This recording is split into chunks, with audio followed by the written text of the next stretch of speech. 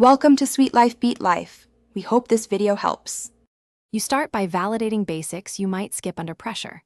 Confirm the server is reachable by ping and DNS resolves correctly, and make sure the user account is not locked or expired. Once done, open Event Viewer and filter for terminal services and remote desktop services errors. Capture the exact error ID and messages. Make sure licensing shows available CALs and the server time is correct, because time drift often breaks authentication. Then move straight to service-level fixes. You should restart remote desktop services and the user mode service to clear transient failures.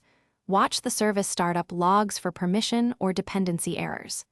Then inspect the RD licensing role, verify licensing mode, per user versus per device, confirm the license server is activated, and ensure CALs are being issued.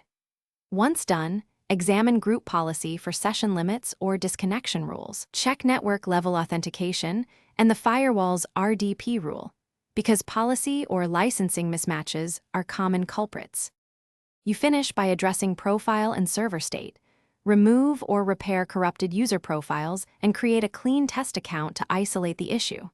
If problems persist, gracefully reboot the RDS host, clear stale sessions in Remote Desktop Services Manager, and restart the RD licensing service to force reissue of CALs. Once complete, test connections from another client and network.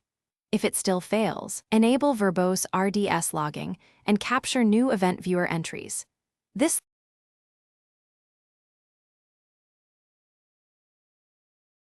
Thanks for watching. Consider subscribing if we helped you.